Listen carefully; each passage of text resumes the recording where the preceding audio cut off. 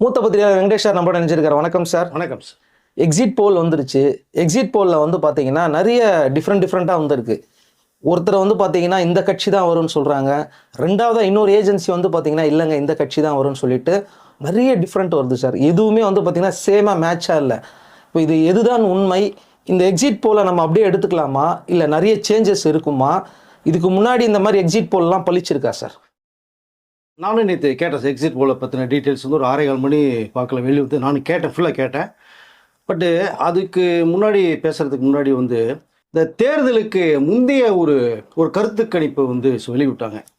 அதில் வந்து நிறைய பேர் வந்து இதுதான் இவ்வளோ வரும், இவ்வளோ பெர்சன்டேஜ் வரும் அப்படிங்கிறதுமான ஒரு ஒரு கருத்துக்களை வந்து அந்த கருத்து கணிப்புன்ற பேரில் கருத்தை வந்து திணிச்சாங்க அப்படிங்கிறத நம்மளும் சொல்லியிருக்கேன். விஜய் அவர்களும் பேசியிருந்தாங்க.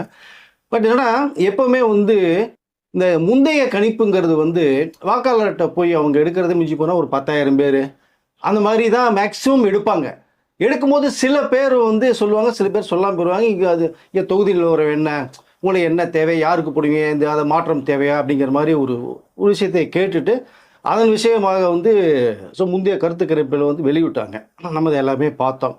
பட் அது வந்து கிட்டத்தட்ட கருத்து வந்து திணிப்பாக தான் பார்க்கப்பட்டுச்சு. அதை இப்போது பிந்தைய கணிப்புன்னு சொல்லி நேற்று மாலை வந்ததை நம்ம பார்த்தோம். அதுலேயும் கிட்டத்தட்ட பார்த்தீங்கன்னா இந்த முந்தைய கணிப்பில் என்ன சொன்னாங்களோ கிட்டத்தட்ட அதை அப்படியே கொஞ்சம் தோசையை திருப்பி போட்டது மாதிரி தான் பிந்தைய கணிப்பும் வந்து நேற்று இருந்ததை நம்ம பார்க்க முடிஞ்சுது. இப்போது கிட்டத்தட்ட வந்து எனக்கு தெரிஞ்ச பார்த்தீங்கன்னா இந்த பிந்தைய கணிப்பில் வந்து மேக்சிமம் வந்து ஒரு 1,00,000 பேர் 2,00,000 பேர் கிட்ட எடுக்கப்பட்ட ஒரு கணிப்பாக தான் வந்து தகவல் வந்தது. இப்போ அதில் நான் என்ன சொல்கிறேன்னா, அந்த முன்னாடி கேட்கும்போது வந்து இவங்களுக்கு தான் ஓட்டு போடுங்கிற விஷயத்த மக்கள் சொல்ல மாட்டாங்க யார்கிட்ட, அதை கடந்து போயிடுவாங்க. சரி, அது கூட யாரோ கேட்குறாங்க, சொல்லலாம் சொல்ல வேண்டாம் அப்படின்ட்டு. ஆனால் இந்த பிந்தைய கணிப்புன்னு இருக்கு இல்லையா, அது வந்து ஓட்டு போட்டுட்டு வெளியில் வரும்போது அவர்கள் கேட்கக்கூடிய ஒரு கேள்வி. அப்போ ஓட்டு போட்டவங்க கண்டிப்பாக வந்து யார்கிட்ட சொல்லுவாங்கன்னா, அவங்களுடைய முக்கியமான நண்பர்கிட்ட சொல்லுவாங்க யாருக்கு போட்டோம்னு சொல்லி. அவங்களுடைய ஃபேமிலியில் சொல்லுவாங்க, அவங்களுடைய பேரண்ட்ஸில் சொல்லுவாங்க, சொந்தக்காரன்ட்ட சொல்லுவாங்க. மேக்ஸிமம் நான் இவங்களுக்கு போட்டப்பா அப்படின்ற விஷயத்தை தெரியாத ஒரு நபர் கேட்கும்போது அது கடந்து போயிடுவாங்க மோஸ்ட்லி. ஏன்னா கேட்குறவங்க யாருன்னு அவங்களுக்கு தெரியாது. தெரியாமட்ட போய் நான் இவருக்கு தான் போட்டேன், நான் அவருக்கு தான் போட்டேன் அப்படிங்கிற விஷயத்த வந்து 99% சொல்கிறதுக்கு வாய்ப்பு இல்லை. இப்போது நானும் நிறைய பேர்கிட்ட கேட்டேன். கேட்கும்போது சில பேரெல்லாம் சொல்லும்போது வந்து தெரியாதவங்கள்ட்ட தான் கேட்டான். அவங்க வந்து எதுக்கு நீங்கள் கேட்குறீங்க அப்படிங்கிற தகவல் தான் என்கிட்ட வந்தது, பதிலாக வந்தது. இல்லைங்க, இப்போ இருக்கிற சூழ்நிலைகள் அதை தமிழ் மாற்றம் வேணுங்கிறாங்க, பொதுமக்கள் வேணுங்கிறாங்க, செய்கிறாங்க, அதனால கேட்குறோம் அப்படிங்கிற மாதிரி கேட்கும்போது அவங்க வந்து அதெல்லாம் சொல்ல முடியாது சார் யாருக்கு போட்டதுன்றதை அவங்க சொல்லாமல் கடந்து போன விஷயத்தை நான் பார்க்க முடிஞ்சது. நிறைய பேர் நம்மளோட வீடியோ பார்த்துட்டு கமெண்ட் செக்ஷனில் தான் நம்ம இவங்களுக்கு போட்டோம், இவருக்கு போட்டோம், விஜய் சாருக்கு போட்டோம், அவங்களுக்கு போட்டோம் கூட ஃபேமிலி போட்டோங்கிற தகவல் நமக்கு வந்தது. இல்லை, தெரியாத முகத்துக்கிட்ட சொல்கிறது வாய்ப்புகள் குறைவு. நேற்று பிந்தைய கணிப்பில் அது நேற்று மாலை விழுந்த எக்ஸிட் போலில் வந்து கிட்டத்தட்ட பார்த்தீங்கன்னா ஆரம்பத்தில் வந்து ஒரு கட்சிக்கு தான் மெஜாரிட்டி, ஸோ இவங்க தான் கூட்டணியில் வருவாங்க அப்படிங்கிற அளவுக்கு ஒரு கருத்துக்கள் வந்துக்கிட்டே இருந்தது. தொடர்ந்து பார்த்தீங்க அப்படின்னா ஒரு 5 நிமிஷம் கழித்து பார்த்தோம்னா இந்த கட்சி தான் வருவாங்க அப்படின்னு சொல்லி இவர்கள் சொன்னதை அது செகண்ட் பொசிஷனுக்கு போய் செகண்டில் இருந்தவங்க இந்த ஃபஸ்ட்டு பொசிஷனுக்கு வருது. என்னடா இதில் வந்து கிட்டத்தட்ட ஒரு 7-8 பேர் தகவல் வரும்போது ஒரு 4-5 பேர் அதை சொன்னாங்க. இவங்க செகண்ட் பொசிஷன் சொன்னாங்க, விஜய் அதை தேர்ட் பொசிஷன் சொன்னாங்க. சரி, ஓகே, பார்க்கலாம். அதாவது எக்ஸிட் போலிங்கிறது வந்து அது வந்து அவங்க வந்து சும்மா வந்து நீங்கள் வந்து இப்போது 4.5 கோடி பேருக்கு மேற்பட்ட வாக்காளர்கிட்ட போய் 2 கோடி பேர்கிட்ட எடுத்தாங்கன்னா அது வந்து ரியல் என்ன அது மேட்டுங்கிறது தெரிய வரும் நமக்கு. அவங்க எடுக்கிறதே மிஞ்சி போனால் 1,00,000 பேர்கிட்ட எடுத்துருப்பாங்க, அவ்வளோதான் அதிகபட்சமே. அதனுடைய விஷயங்களை யாருக்கு போட்டோங்கிறத பாதி கடந்து போயிடுவாங்க. ஒரு 50,000-60,000 பேர் கடந்து போயிடுவாங்க. மீதி வந்து இருக்கிற 30,000-40,000 பேரும் மட்டும்தான் நான் இவங்களுக்கு போட்டால் அவங்களுக்கு போட்டேன்ற ஒரு தகவலை சொல்லுவாங்க. அதுவும் ரொம்ப எக்ஸ்போஸ் பண்ணதுக்கு பிறகு தான். பட் இங்கே அது வந்து ஒரு 10 நிமிஷத்துக்கு அப்புறம் திரும்பி பார்த்தோம்னா வேற ஒரு கணிப்பில் வந்து அவர்கள் வந்து டிவிக்கே தான் ஃபஸ்ட்டு பொசிஷனு, செகண்ட் பொசிஷன் இருந்தவங்க தேர்டுக்கு போயிடுறாங்க, ஃபஸ்ட்டில் இருந்தவங்க செகண்டுக்கு போயிடுறாங்க, தேர்டில் இருந்தவங்க ஃபஸ்ட்டுக்கு வந்துட்டார். அப்போது இந்த பிந்தைய கணிப்புங்கிறது கிட்டத்தட்ட எனக்கு தெரிந்தால் ஒரு 10 பேர் எடுத்தாங்கன்னா ஒரு 8 பேருடைய கணிப்பு வந்து ஒரு நபராக மட்டும்தான் இருக்கணும், அது எந்த கட்சியோ ஒரு கட்சி. பட் இவர்கள் வந்து ஒரு 3 பேர் அவர்களுக்கு, இன்னொரு 3 பேர் இவருக்கு, திரும்ப ஒரு 3 பேர் இவருக்கு அப்படின்னு போடும்போது பிரியுது உங்களுக்கு. அப்போ இது வந்து எது நிஜம், எது சரியான பிந்தைய கணிப்பு, எக்ஸிட் போலில் யார் யார் போட்டது, சொல்வது சரிதானா? அப்படிங்கிற அளவுக்குலாம் நேற்று வந்து ராத்திரிக்கு மேலே பரவலாக ஒரு பேச்சு ஒன்று போக ஆரம்பிச்சிச்சு. இங்கே கடந்த முறையெல்லாம் பார்த்தீங்கன்னா இந்த பிந்தைய கணிப்பில் சொல்லப்பட்ட அந்த தகவலுக்கு மாறாக நிறைய ஆட்சி மாற்றங்களே உருவாச்சு. தமிழ்நாட்டிலையும் நடந்தது, நார்த்லேயும் நடந்தது உங்களுக்கு அதை. ஸோ அந்த கணிப்புங்கிறது வந்து அவர்களுடைய ஒரு கணிப்பு தான்.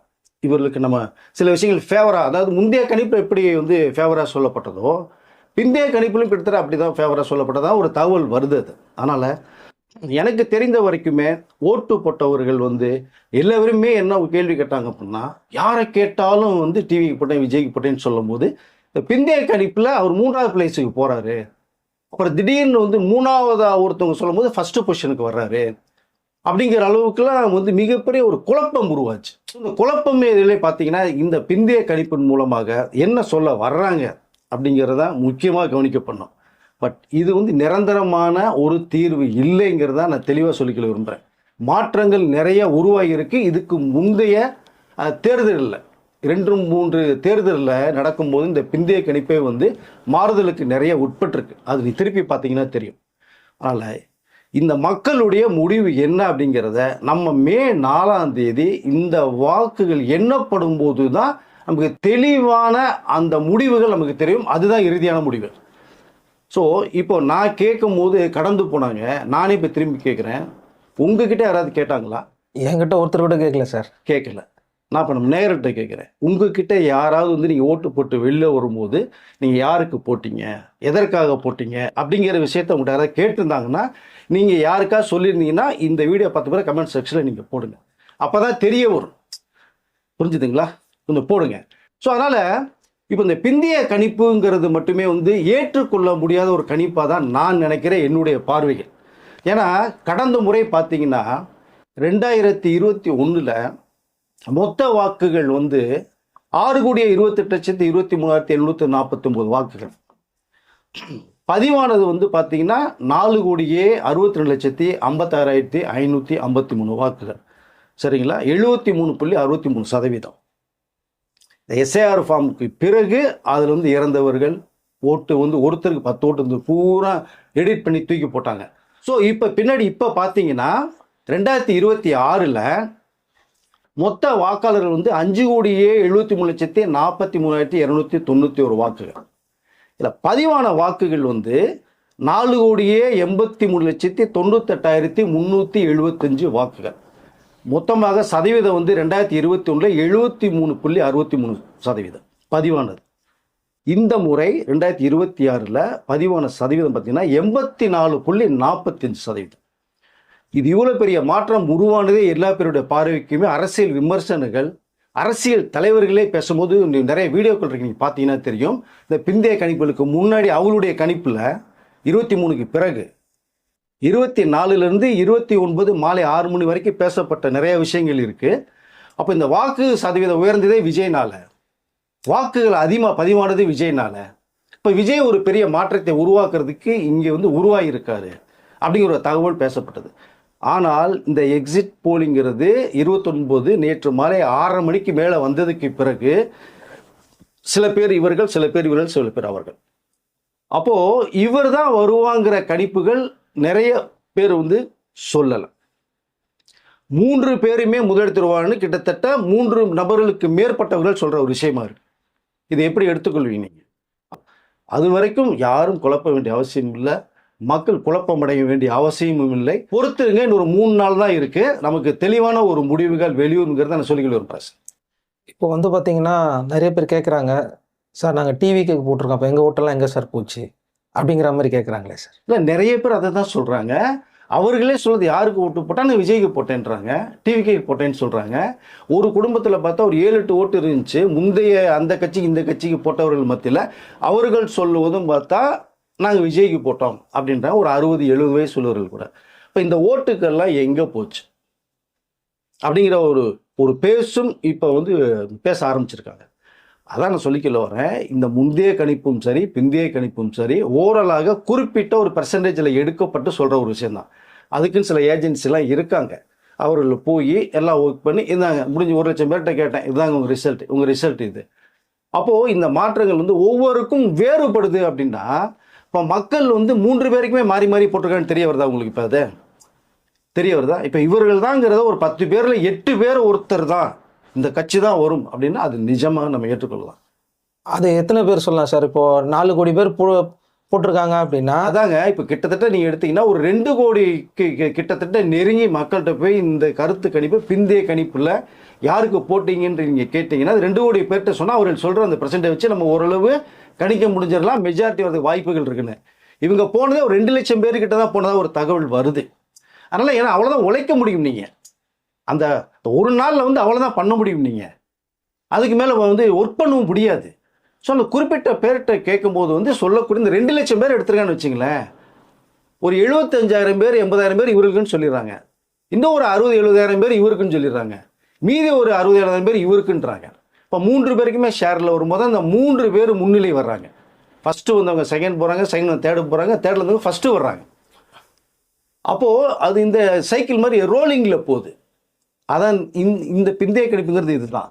நீங்கள் 2-2.5 கோடி மேற்பட்டவர்களுக்கு வந்து ஒரு பெரிய நெட்வொர்க் வச்சு நீங்கள் ஃபுல்லாக பண்ணி 50% மேற்பட்ட மக்கள்கிட்ட சேர்ந்து தான் அந்த ரிசல்ட் வந்துருந்ததுன்னா நீங்கள் ஓரளவு கெஸ் பண்ணலாம்.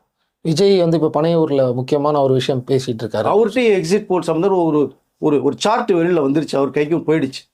இப்போ அவர் ஒவ்வொரு தொகுதியிலுமே பார்த்தீங்கன்னா அத்தனை பேர்கிட்டையுமே வந்து எத்தனை போட்டு பதிவாக இருக்குது. ஏன்னா ஃபார்ம் 17C கையில் கொடுத்துருக்காங்க. ஒவ்வொரு பூத்துக்குமே எவ்வளோ வந்திருக்கு, எவ்வளோ பதிவாயிருக்கு. இதில் வந்து நீங்கள் எலெக்ஷன் அந்த May 4th அன்னைக்கு வந்து கவுண்டிங் போகும்போது நீங்கள் சார்ட்டை வச்சுக்கிட்டு நீங்கள் கேள்விகள் கேட்கலாம்னு சொல்லி அவர்கிட்ட ஒரு அட்வொகேட்டையும் இப்போ கூட வைக்க போகிறாரு. இவ்வளோ விஷயங்கள் பேருக்கு நேற்று அந்த சார்ட்டை வச்சுட்டு தான் ஃபுல் அண்ட் ஃபுல் எக்ஸ்ப்ளனேஷன் கொடுத்துருக்காரு. ஒரு பக்கம் இந்த பக்கம், ஒரு பக்கம் இந்த பக்கம், ஒரு பக்கம் இந்த வரும்போது இன்றைக்கி இந்த மீட்டிங்கில் வந்து ஃபுல்லாக விஜய் வந்து இப்போ பனையூரில் மீட்டிங்கில் போய் நம்ம பேசுகிற நேரத்துக்கு அவர் மீட்டிங்கில் பண்ணிகிட்டு இருக்காரு. ஸோ இந்த எக்ஸிட் போலிங்கிறது வந்து இதை வந்து யாருமே போட்டு நீங்கள் கன்ஃபியூஸ் பண்ணிக்க வேண்டாம். இது நேச்சுரலாக ஒவ்வொரு தேர்தலுக்குமே வரக்கூடிய ஒரு விஷயம்தான். இதை வந்து நான் முழுமையாக ஏற்றுக்கொள்ளவில்லை. ஆனால் நீங்களும் இதை கேட்டுட்டு அப்செட் ஆகிட வேண்டாம் அப்படிங்கிற தகவலை வந்து தெளிவாக சொல்லி இந்த May 4ஆம் தேதி கவுண்டிங் வரும்போது நீ கண் கொத்தி பாமல் கழுகு போகிற மாதிரி உட்காந்துருக்கணும், எங்கேயும் நகர்ந்து போயிடக்கூடாது. ஸோ ஒவ்வொரு பூத்தில் வரக்கூடிய ஒவ்வொரு இது நீங்கள் ஓப்பன் பண்ணும்போது எவ்வளோ வந்திருக்கு? 1500 ஓட்டு ஒரு பூத்தில் இருக்கா, 1500 ஓட்டு வந்திருக்கா, 1400 பிரச்சனை கேள்வி கேட்டணும் நீங்கள். ஸோ இது ஏன்னா இவ்வளோ பெர்சன்டேஜ் பதிவாக இருக்குது அப்படின்னா 1100 வந்தாலும் நீங்கள் வந்து கேட்கணும். அப்போது ஏறுனாலும் யாரோ போட்டாங்க, இறங்கினா இப்போ நம்ம ஓட்டை எடுத்திருப்பாங்க அப்படிங்கிற மாதிரிலாம் ஃபுல் டீட்டெயிலாக எக்ஸ்போஸ் பண்ணியிருக்காரு விஜய் அவர்கள். வந்து கூப்பிட்டு உட்கார வச்சு பேசியிருக்காங்க. இது இன்றைக்கு வந்து மீட்டிங்கில் இப்போ போய்கிட்டே இருக்கு. ஸோ நிலவரம் அதனால் எவ்வளோ பெர்சன்டேஜ் டீட்டெயில் வந்து கேட்டுட்டு தெளிவான ஒரு முடிவில் இருங்க. அவசரப்பட வேணாம், டென்ஷன் ஆகிக்க வேண்டாம், கூலாக இருங்க. நான் கூலாக தான் இருக்கேன், நான் இதெல்லாம் பார்த்துட்டு தான் வந்திருக்கேன். நான் இதை அவங்களுடைய ஒரு கருத்தை கணிப்பை முந்ததை சொன்னதான் நான் ஏற்கனவே 21ஆம் தேதி மேடையில் நான் பேசிட்டேன். அது கருத்தை திணிச்சிருக்காங்க அப்படின்னு சொல்லி பிந்தைய கணிப்பும் கிட்டத்தட்ட அதுதான். பிடித்தவர்களுக்கு ஒரு ஃபேவரான விஷயத்த சொல்லியிருக்காங்க, அவ்வளோதான். பட் இது எது நிஜம்ங்கிறது 4ஆம் தேதி தான் தெரிய வரும். அதனால் எந்த விஷயமாக மக்கள் தீர்ப்பு கொடுத்தாலும் நான் தலைவனையும் ஏற்றுக்கொள்கிறேன், ஒன்றும் மாற்று கருத்தே கிடையாது. என்னுடைய அரசியல் பணி, களப்பணி, அந்த கிரவுண்ட் ஒர்க்கு என்னுடைய இன்னும் ஸ்பீடு கொடுப்பேனே தவிர குறைஞ்சு போகாது. இனிமேல் முழு மூச்சையுடைய கவனம் பூராமே தமிழ்நாட்டு மக்களை நோக்கி தான் என்னோட அரசியல் பயணம் உருவாகும். அதனால் யாரும் வந்து சோர்வு அடைஞ்சிடாமல் 4ஆம் தேதி அன்னைக்கு நீங்கள் வச்சுட்டு ஒவ்வொருத்தலையும் என்னன்றதை நீங்கள் அடுத்த கட்டத்துக்கு நீங்கள் போகணும் அப்படிங்கிற அளவுக்கான ஒரு மீட்டிங்கு இப்போ நடந்துகிட்டு இருக்கு. ஒரு சாயங்காலத்துக்குள்ளே அதோடைய ரிசல்ட் நமக்கு வரும்போது அந்த வீடியோ சம்மந்தப்பட்டதை நம்ம திரும்பி நாளைக்கு பேசும்போது சொல்கிறேன். May 5க்கு பிறகு இந்த கட்சி வந்து இன்னும் ஆக்டிவாக இருக்கும் அப்படின்னு சொல்ல வரீங்களா? ஆமாம், கண்டிப்பாக. அது வந்து போன மீட்டிங்லேயே சொல்லிட்டாரு. இப்போ எக்ஸிட் போல் நேற்று வந்ததுக்கப்புறம் அவர் கையில் சார்ட்டு கிடச்சிருக்கு. இது சம்மந்தமான விஷயங்கள் இப்போ பேசிகிட்டு இருக்காரு. நம்மளுடைய வேகம் வந்து அதிகமானமே தவிர குறையக்கூடாதுன்ட்டாரு. நம்மளுடைய இலக்கு இப்போ நோக்கி வந்திருக்கோம், அதான் சொல்லியிருக்காரு. நம்மளுடைய ரசிகர்கள், பொதுமக்கள், மக்கள் நமக்கு என்ன வாக்கு கொடுத்தாலும் அதை நம்ம ஏற்றுக்கொள்வோம் ரொம்ப சந்தோஷமாக. நம்மளுடைய அரசியல் பண்ண அடுத்த கட்டத்துக்கு நகர்ந்து இன்னும் வேகத்தை அதிகரிக்கணும். இப்போது கிட்டத்தட்ட விஜய்க்கு வந்து சில பேருடைய கருத்துக்கள் என்ன வருதுன்னா, இப்போ 84% வாக்கு பதிவாயிருக்கு, 84.45 பதிவாயிருக்கு. விஜய்க்கு 35% வாக்குகள் பதிவாகுங்கிற அடிச்சு நேற்று கூட பேசுகிறாங்க, எக்ஸிட் போல் வந்ததுக்கு பிறகும். அப்போது இன்னொரு கட்சிக்கும் 35%. இப்போ 70% இதில் போயிடுச்சு.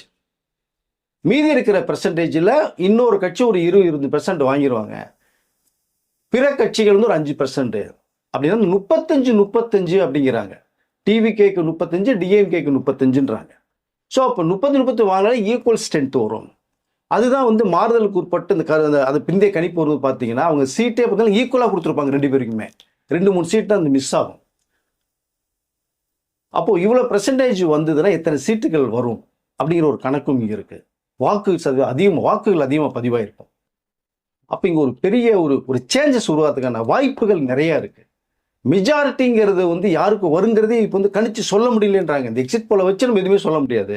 3 பேருக்கும் ஒரே மாதிரி ஷேர் போச்சுன்னா இன்னும் பிரச்சனை ஆகிடும். அது தொங்கு சட்டசபை தான், மாற்று கருத்து இல்லை.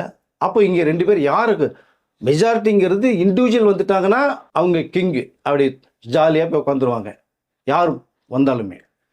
கூட்டணிக்குள்ளே தான் மெஜாரிட்டி வந்தது அப்படின்னா கூட்டணி கட்சியை பூரா பிடிச்சி இழுத்து உட்கார வச்சு இதுவாங்க அவங்க சில ஆஃபர்ஸ்லாம் கேட்க ஆரம்பிச்சிருவாங்க. ஏன்னா கூட்டணி தானே மெஜாரிட்டியில் வந்து உட்காருதும் போது எனக்கு இது வேணும் அது வேணும்னு கேட்பாங்க. அவர்களுக்கு வந்து உடன்பட்டு தான் ஆகணும் யாராக இருந்தாலும். அப்போ யார் வருவா?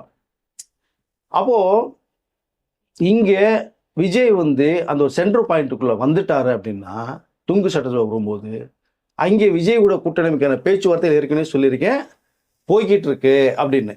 இப்போது 4ஆம் தேதி மதியானத்துக்கு மேற்பட்டு அந்த சந்திப்புகள் தொடர்றதுக்கு வாய்ப்புகள் இருக்கிற ஒரு தகவலும் வந்துட்டு இருக்கு உங்களுக்கு. அதை ஸோ அதனால் நம்ம வந்து இந்த முந்தைய கணிப்பை எப்படி நீங்கள் அதை அசால்ட்டை எடுத்துகிட்டு போனீங்களோ இந்த பிந்தைய கணிப்பையும் நீங்கள் அசால்ட்டை எடுத்துகிட்டு போயிடுங்க.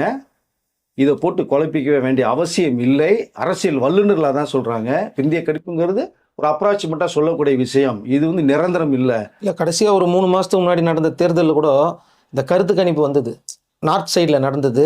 இவங்க சொன்னதுக்கு எதிர்ப்பதமாக தான் வந்தது. இதே மாதிரி எக்ஸிட் போல் ரிப்போர்ட்டும் சொன்னாங்க, அதே மாதிரி அதுக்கு முன்னாடி சர்வே ரிப்போர்ட்டும் சொன்னாங்க. ரெண்டுமே எதுவுமே நடக்கல. ஏன்னா வந்து அதுதான் சொல்லுவேன் சார்.